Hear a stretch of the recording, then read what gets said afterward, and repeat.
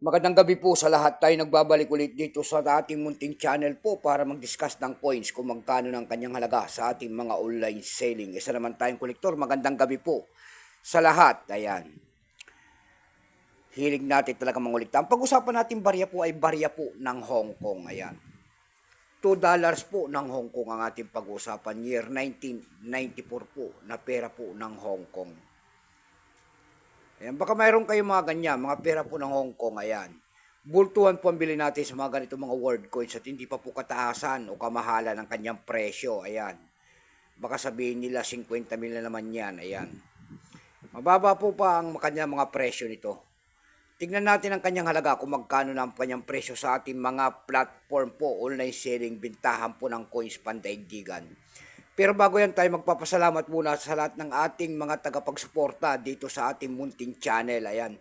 Thank you so much sa inyong lahat. Lahat po nagsuporta dito sa ating munting channel, lalo-lalo na ang ating mga subscriber. Thank you so much sa inyong lahat. Mabuhay po kayo and God bless. Ayan. Maraming salamat din po sa nanonood doon sa ating kabilang page. FB page ko po. Ayan, Samuel Soriano. Lahat po na nakapalo dyan sa ating FB page. Thank you so much sa inyong lahat. Mabuhay po kayo and God bless. Ayan, yun naman po hindi pa po nakapag-subscribe dito sa mahiwaga nating channel. Ayan, anyayaan ko lang sana kahit malaking bagay na po utulong sana ang inyong magagawa. Tulad na lamang po ng pagpindot ng ating subscribe button, like and share para ma-update ko naman kayo sa mga bago ko pang gagawin mga video po.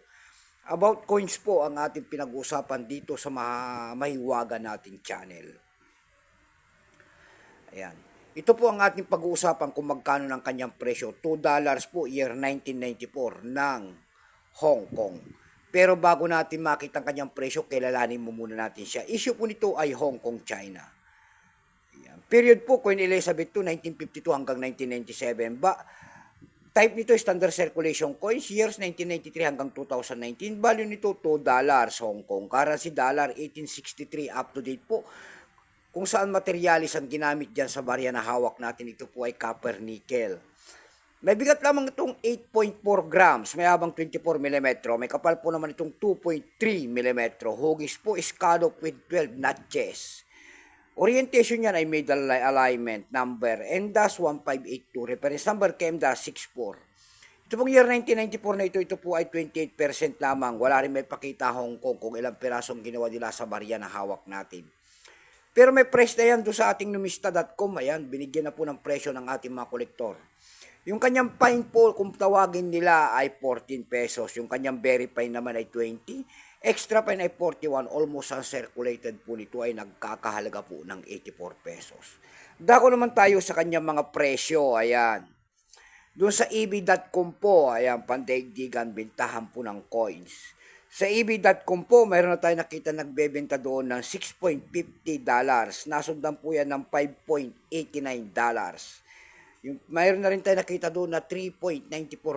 Yung pinakamababa po ay $2.25. Dako tayo sa pangalawang website. Ayan, kung tawagin nila yung kanyang eb.com.ph dito sa Pilipinas lang po. Sa eb.com.ph po, mayroon na tayo nakita nagbebenta doon ng 196 pesos. May seller po doon na nakita natin sa eb.com.ph, nakalagay po ay rare coins. Piniresyon niya po doon ng 1,630 pesos. May pinakamababa po na bintahan doon ay 110 pesos po ang ating nakita. Dako tayo sa Carousel PH naman. Ayan.